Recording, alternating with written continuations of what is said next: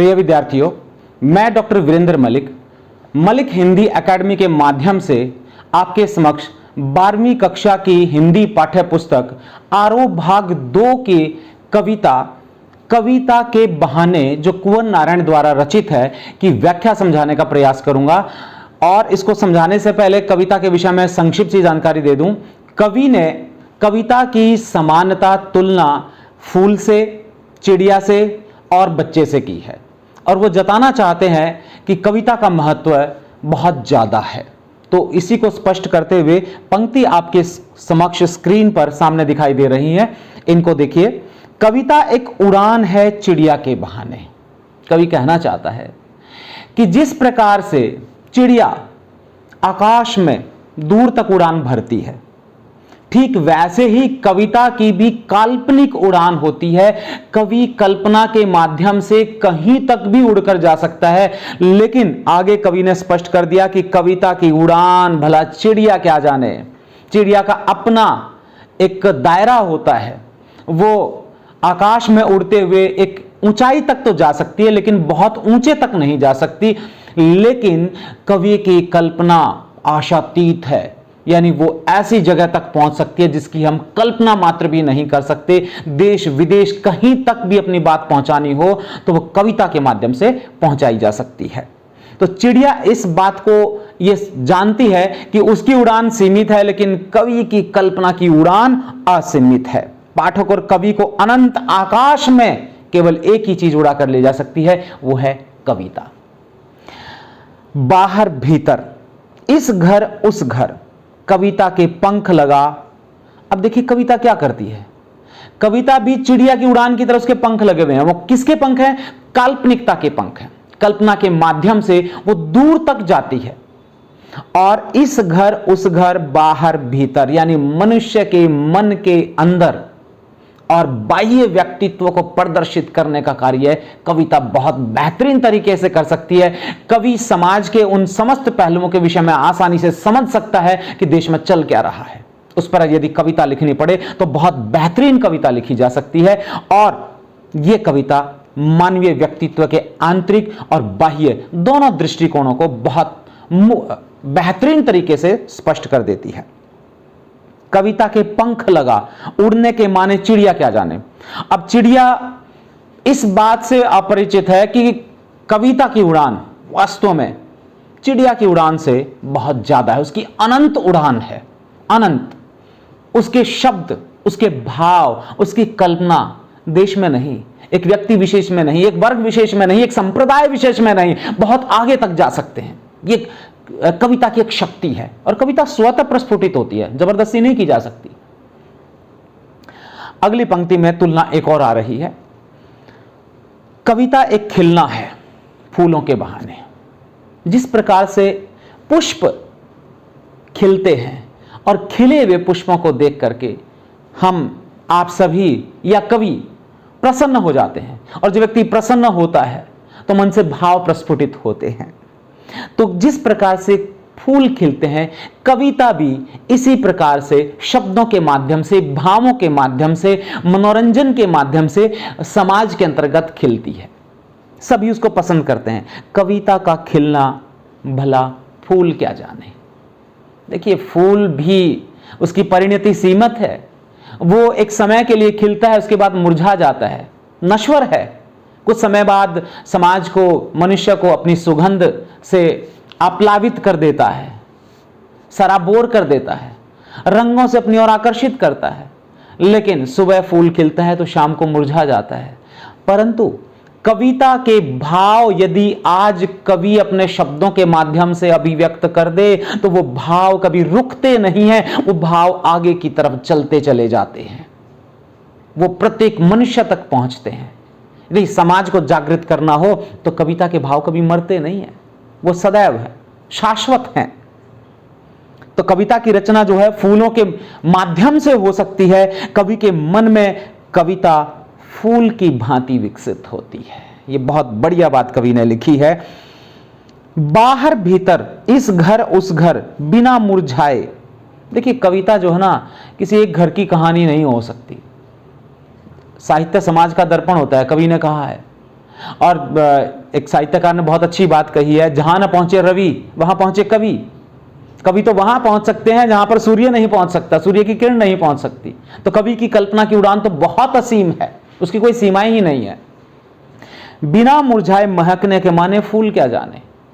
अब फूल तो मुरझा जाता है, लेकिन कविता कभी मुरझाती नहीं, उसके शब्द कभी मुरझाते नहीं, उसके भाव कभी मुरझाते नहीं।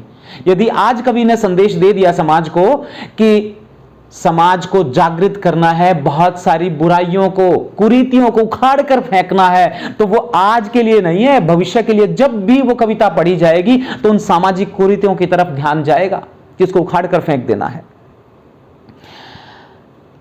अंतिम पंक्तियों में देखिए कविता की बहुत बेहतरीन बात कही है कवि ने। कविता एक खेल है बच्चों के बहाने। देखिए, कविता कवि के लिए शब्दों, भावों और विचारों का खेल है। जिस प्रकार से एक बच्चा खेलता है, कवि भी शब्दों के द्वारा, भावों के द्वारा, विचारों के द्वारा कविता गढ़ते हुए खेलता है।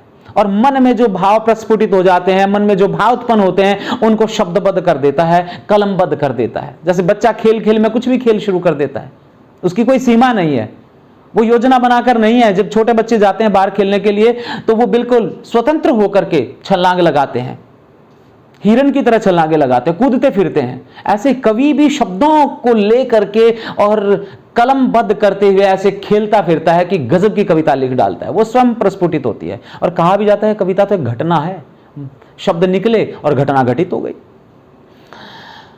यह घर वह घर, सब घर एक कर देने के माने बच्चा ही जाने। देखिए, यहां पर बहुत बढ़िया बात कह दी, दो से तो तुलना कर दी, लेकिन यहां बच्चे की बात बहुत बढ़िया कही है कि जिस प्रकार से बच्चा कभी किसी के साथ भेदभाव नहीं करता।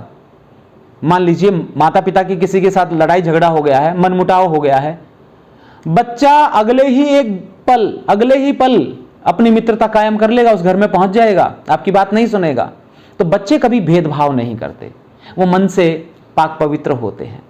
उसी प्रकार से कविता में भी वो शक्ति है, वो ताकत है कि वो आज इस घर की बजाय, आज एक घर की बजाय अनेक घर में पहुंचती है। एक संप्रदाय को छोड़ दीजिए, अनेक संप्रदायों की कविता अपनी हो जाती है, सब में पहुंचती है।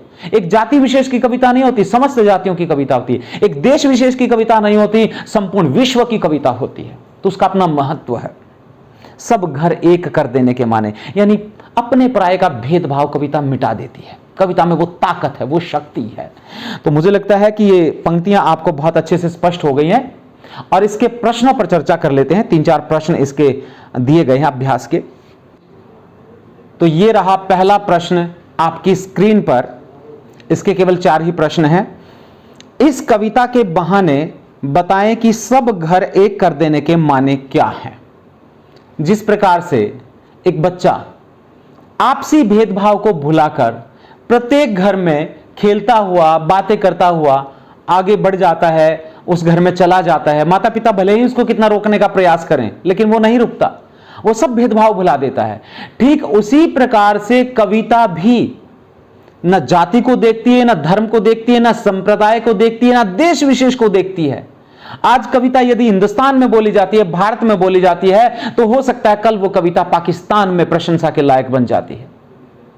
तो कविता सदैव एक घर ही नहीं, पूरे देश को एक सूत्र में बांधने का भी काम करती है, प्रत्येक व्यक्ति को एक सूत्र में बांधने का काम करती है, जन जन को एक सूत्र में बांधने का काम करती है। तो ये एक करने का सबसे सार्थक माध्यम है। साहित्य में वो ताकत है जो पूरे विश्व को, पूरे भारतवर्ष के व्यक्तियों को, एक संप्रदाय से दूसरे संप्रदाय के व्यक्तियों को एक सूत्र में बांधने का प्रयास करते हैं। तो कविता यहां पर एक रूपता प्रदान करती है, एक सूत्र में बांधने का प्रयास करती है, आपसी भेदभावों को समाप्त कर देती है। दूसरा प्रश्न स्क्रीन पर, उड़ने और खिलने का कविता से क्या संबंध है। कि जिस प्रकार से चिड़िया आसमान में उड़ती है, उसी प्रकार से कविता भी अपने भावों के माध्यम से, अपने शब्दों के माध्यम से उड़ान भरती है। उसके भी पंख हैं, शब्द रूपी पंख हैं। और कवि की कल्पना की उड़ान तो असीम है, जिसकी कोई सीमाएं ही नहीं है। आज यदि कवि यहां के बारे में सोच रहा है, हो सकता है स्वर्ग लोक की भी बात आपसे कविता के माध्यम से कर दे, तो उसकी कोई सीमा ही नहीं है। तो वो उड़ने की ताकत कविता में है। आज यहां तो कभी दूसरे देश में या कहीं किसी और क्षेत्र विशेष की वो बात करने वाली हो तो उसका अपना एक महत्व है। दूसरी बात, खिलना। जिस प्रकार से फूल खिलकर सुगंध और सौंदर्य से अपनी ओर आकर्षित करते हैं, कविता में भी वही ताकत है। अपने शब्दों से, अपने भावों से, अपने उद्देश्य से प्रत्येक जन जन को अपनी ओर आकर्षित करती है। कविता में वो ताकत है और कहते हैं वो सुगंध भी है, वो सौंधी खुशबू भी है। अपनी भाषा की वो सौंधी खुशबू है जो उसमें से निकलकर सामने आती है, जो प्रत्येक हृदय को बांध कर रखती है। तो कविता उड़ान भर सकती है, कल्पनाओं की उड़ान, और फूल जैसे सौंदर्य और आकर्षण भी उसमें विद्यमान है।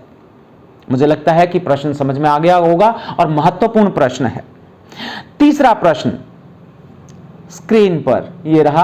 तीसरा प्रश्न, कविता और बच्चे को समानांतर रखने के क्या कारण हो सकते हैं? देखिए, बच्चा, यदि माता पिता अभिभावकों का परस्पर कहीं ना कहीं मन मुटाव हो गया, मतभेद हो गया, तो बच्चे उस मतभेद को कभी नहीं स्वीकार करते। वो दूसरे ही पल पड़ोस में जाकर खेलना प्रारंभ कर देते हैं, वो कभी भेदभाव नहीं करते। और ठीक इसी प्रकार से कविता में भी वो ताकत है कि वो किसी संप्रदाय की, किसी जाति की, किसी विशेष व्यक्ति की या किसी विशेष लिंग, पुरुष, स्त्रीलिंग या पुरुष की, कोई पक्षपाती नहीं है। वो सबके विषय में एक समान दृष्टिकोण रखती है और सब जगह अपने भावों को प्रचारित प्रसारित करती है।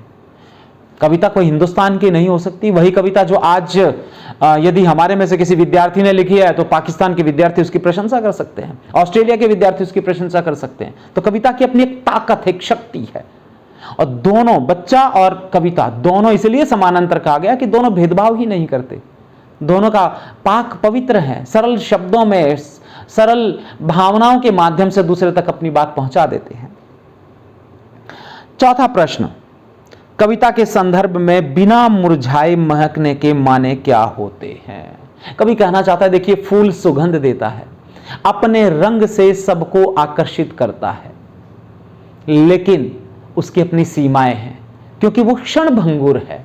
कुछ समय के लिए खिलता है, सुबह खिलता है, शाम तक मुरझा जाता है, तो उसकी अपनी सीमाएं हैं। लेकिन कविता की अपनी सीमाएं नहीं है। कविता कालजयी होती है। आज इस युग में है, इस काल में है, लेकिन काल से पार भी वो जा सकती है। 100 साल बाद भी वो कविता प्रशंसनीय हो सकती है। जिस प्रकार से हमारे फिल्मी गाने आज पहले जित गाए गए थे वो आज भी प्रशंसनीय है, बहुत सारे उनको गाते हैं, तो उनका अपना एक महत्व है। तो कविता भी ऐसी ही है। कविता आज लिखी गई है तो 100 साल बाद भी हो सकता है उसकी इतनी प्रशंसा की जाए, क्योंकि जिस भाव को लेकर के लिखी गई वो भाव उस समय बड़े महत्वपूर्ण हो सकते हैं, समाज सुधार का काम कर सकते हैं। तो इस प्रकार से 4 प्रश्न यहां पर इस कविता में रखे गए थे। ये चारों प्रश्न आपकी समझ में आ गए होंगे, और यदि समझ में आ गए हैं तो कमेंट करके मुझे जरूर बताना कि कविता की व्याख्या आपको समझ में आई या नहीं और ये कविता कैसी लगी। धन्यवाद।